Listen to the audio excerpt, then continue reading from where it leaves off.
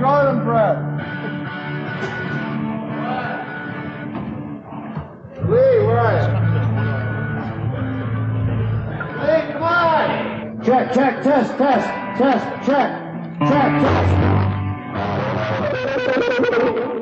Kill your mother and father. Establish the new order. No enemies. You must not defile. Weakness is disease. Survival is superiority. No enemies. Fire! How's that?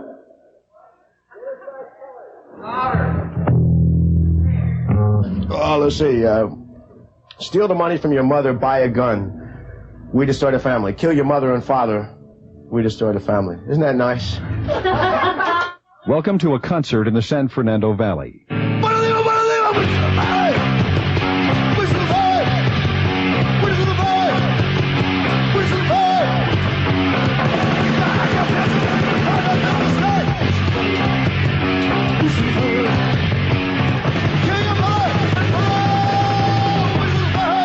If all this seems a little bizarre and frightening to you, you're not alone. These are mostly middle-class suburban kids out having a good time on a Thursday night in Reseda. They're punks, and the subculture they've embraced is causing problems that go beyond the usual generation gap. The kids are mostly male, usually very young. Some are in their early teens. A lot of parents think these kids are just plain out of control. For those parents and their kids, this is not just another foolish teenage fad. It's a daily crisis. This is a story about parents and punks and some families in trouble. They're filming your ugly mugs here tonight. So if you don't want your to be shown on television, get the out.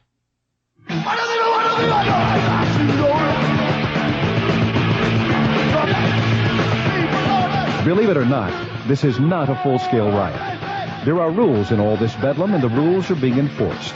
Yes, there is spitting and slam dancing and backflips into the crowd, but intentional violence and serious injuries are not common. The kids say it's just controlled aggression, and maybe it is, but it's guaranteed to scare any parent who sees it.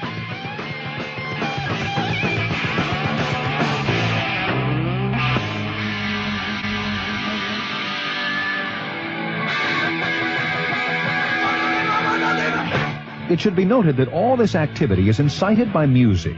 That's another thing that frightens parents. In fact, this is a local band called Fear. The lyrics are hostile, crude, and the beat is frantic. Tickets to this concert cost $8.50.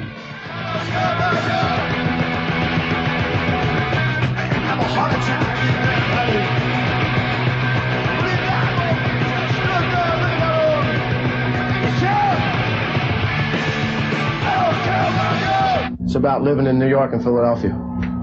About bums laying in snot and puke with flies crawling all over them in the heat of July mornings with 3 or 4 bottles of cheap wine in their gut and the cars running them over and the cops throwing them into the back of the pig wagons with the pitchforks and people rolling them and flies everywhere and drunks on your doorstep and freezing to death in the wintertime. People push in front of the subway, get tuberculosis, millions of queers, like that. This is real communication. Yeah, if you go see jazz, they just sit there and talk. They don't even understand what's going on the bandstand. At least here, everyone's paying attention. They don't all like it, but they're all listening. Yeah, at least you feel like you're alive for once. Let's have a war! Blame it on the middle class! Let's have a war! General Motors get fat like last time! Let's have a war!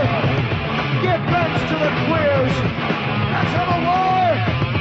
The enemy is within!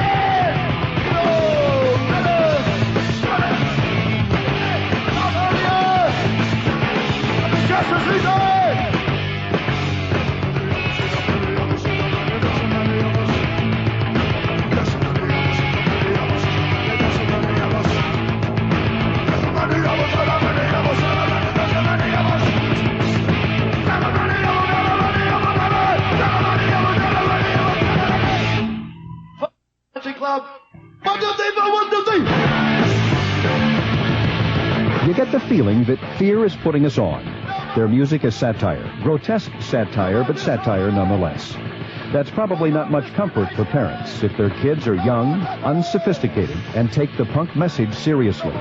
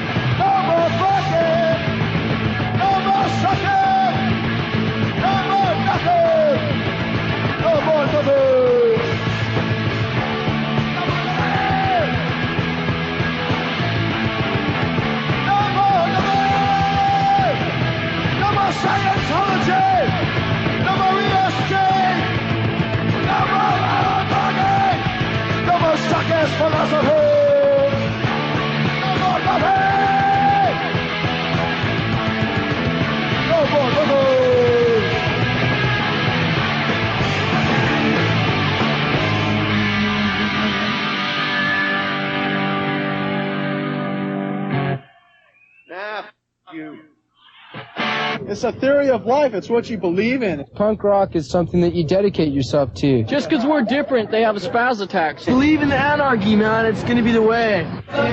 It's not hard to understand why some of these kids' parents think something is desperately wrong, or why they feel frightened and helpless when their kids turn into punks. When we come back, you'll meet a family in crisis, where punks and parents clash in a suburban battle zone.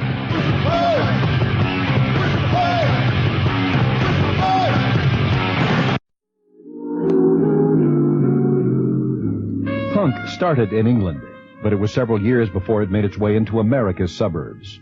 For American teens and preteens, it was a new discovery. What was once an expression of working-class rage is now prepackaged individuality for teens with a yen for rebellion. Punk may well be dead in London and New York, but it's alive and well in suburbia. Meet the Hodges. Ron Jr., his sister Rhonda, Ron Sr., and Carolyn. They were a happy family who lived a quiet suburban life. Ron Jr., 15, was a junior high school football star. Rhonda, 16, was a cheerleader. Now, the kids are punks. And for the Hodges, that's a big problem.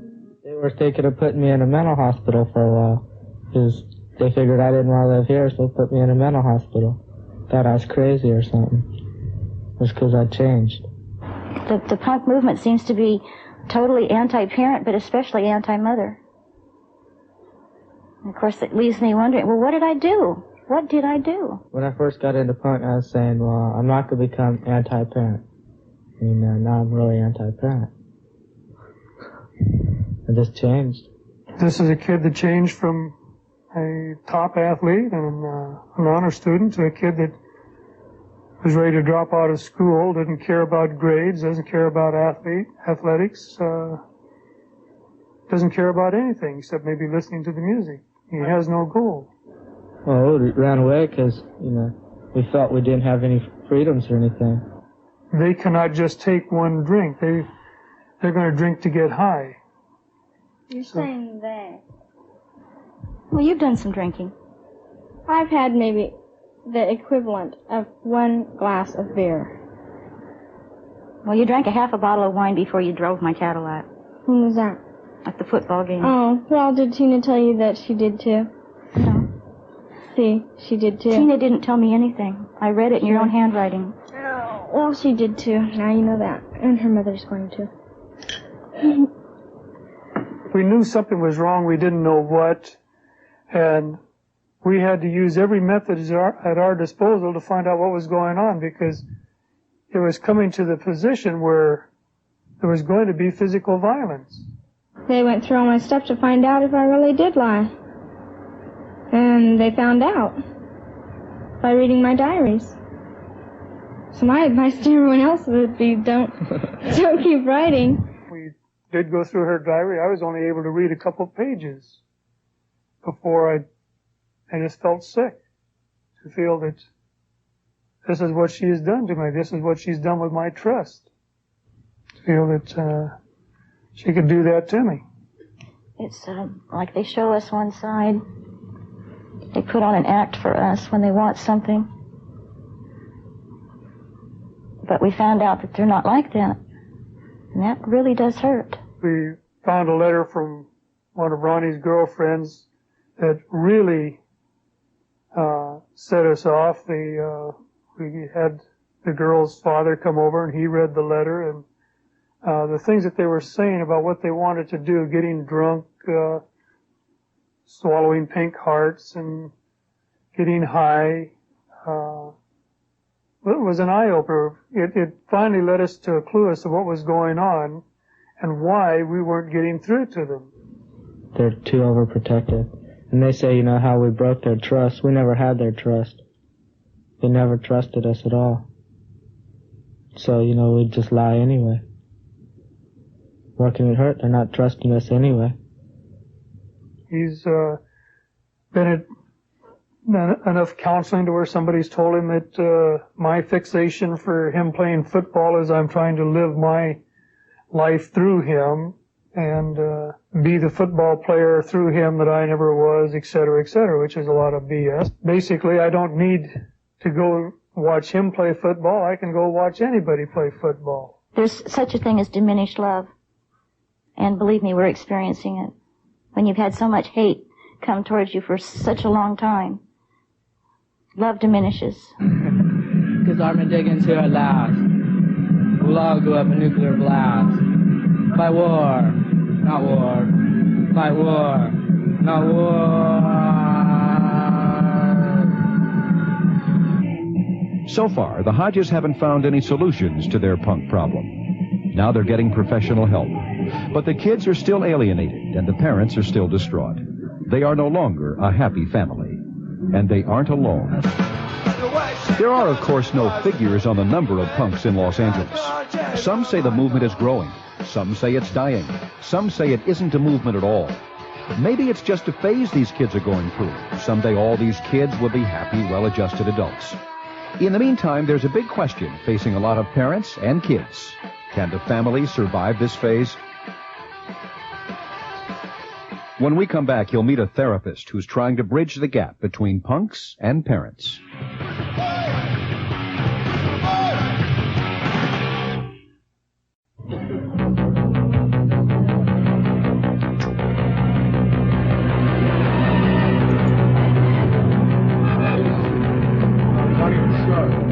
Sometimes parents just can't understand. The kids do strange, violent dances at concerts where they're searched like maximum security prisoners. They may drink or take drugs. Maybe they run away. Maybe they consider a bald head and a swastika t-shirt the height of fashion. Some desperate parents turn to family counselor Serena Denk. Punks and parents are her specialty.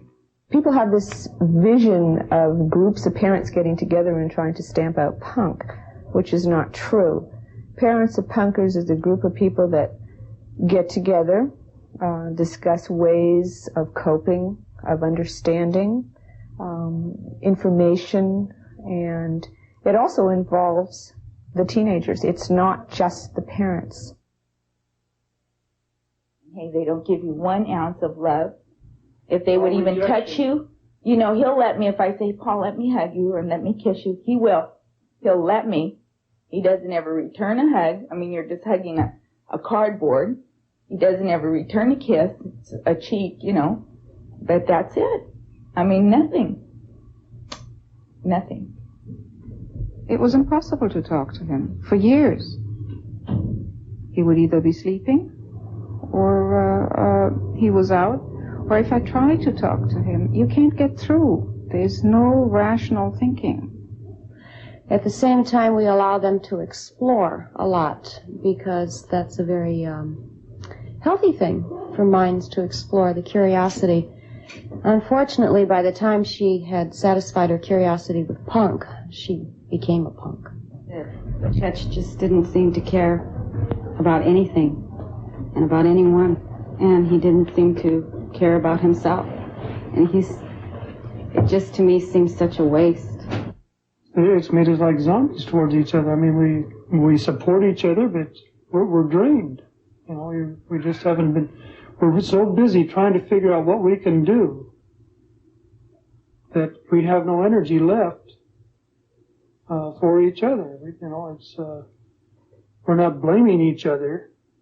You know, we at least got enough support from that through the different groups. It still left us so drained that. It just put our relation on a plateau that is, we're like good friends, or friends anyway, not necessarily even good friends. I wish more parents would call me who wanted to know, to understand, even if their child is not into it, to just have some idea of what might happen, what to look for, so that they're not shocked when their kid comes home with green or orange hair, and asked to go to a gig and they don't even know what a gig is. I think that everybody should learn about it because it is something of the 80s. And maybe it'll pass in the 90s, but we're still in the 80s. Like, what we're trying to do is open their eyes saying, hey, the world's changing. Don't be so narrow-minded. That's what punk's all about. I left, and then they didn't want me. They didn't want me back because they said I was too out of hand.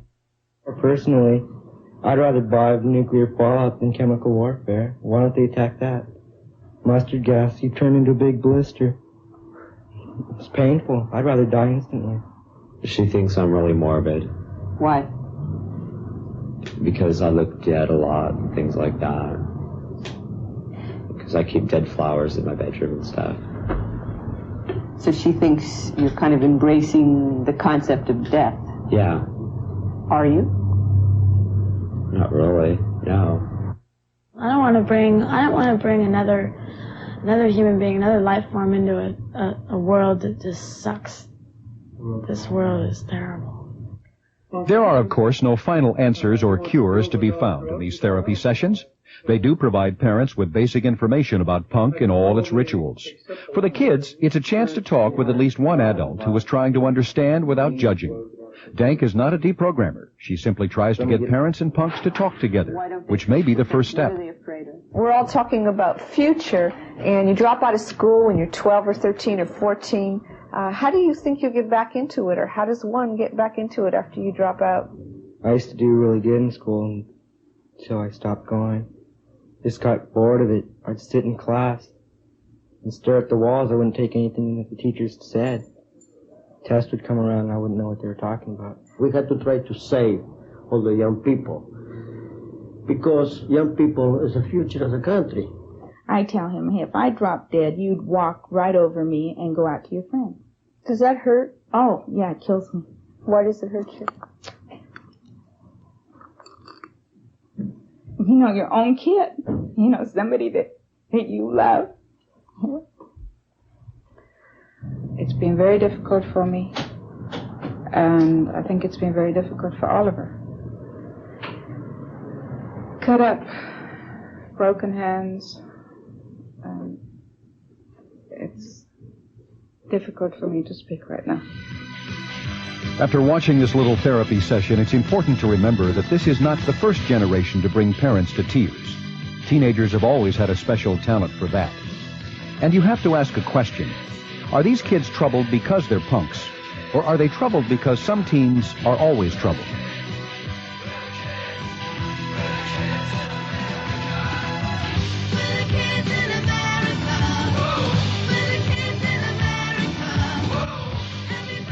When we come back, the oldest question. What's the matter with kids today?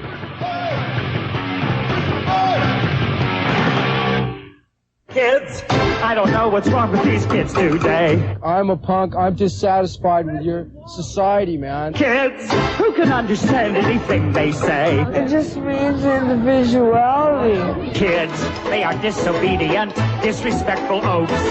Noisy, crazy, sloppy, lazy loafers. They think I'm like going crazy or something. While we're on the subject, kids, you can talk and talk till your face is blue. I think they're more worried about the car. They're all, you didn't get the car back too, like you said, you know. It's like that. It's not really me. I guess they think I can handle myself. Why can't they be like we were, perfect in every way? What's the matter with kids today? I've got you. Every generation asks the same question, and the answer is always the same. Parents worried when Bobby Sox teens swooned over Frank Sinatra. They worried when a greasy-haired hillbilly brought rock and roll to the kids. They worried when the Beatles propelled teenage hysteria to new heights. But if we learned anything in all that time, it is this. Kids grow up, and subcultures die. Punk, too, will fade away. I think at this point, nothing faces me anymore. I've seen everything.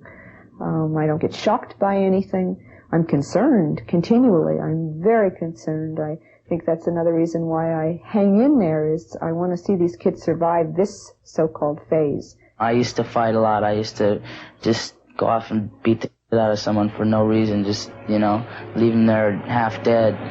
But, you know, I kind of grew up about that, and I see now that was like really dumb. I'm gonna be an artist. I don't know if I'm gonna go to art school or anything. At the moment, I'm a model for hair. I'd like to graduate from high school and then go into law school and pursue a future in that. My name is Todd, and eventually I hope to go into business. I like the way I am right now. It's my style, just the way I am. And nothing's gonna change it until I want to. Okay, it's time to go.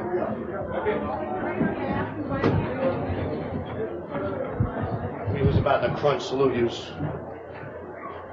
Sure.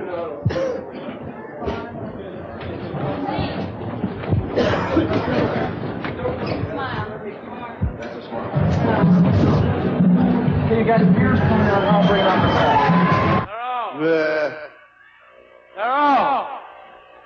That mic ain't working.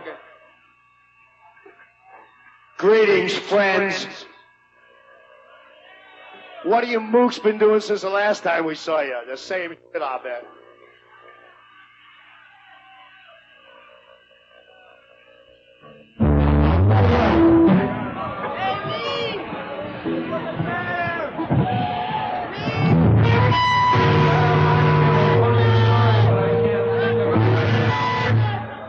You give a no one's offended, right? There's a big loogie in my beer. How could that happen?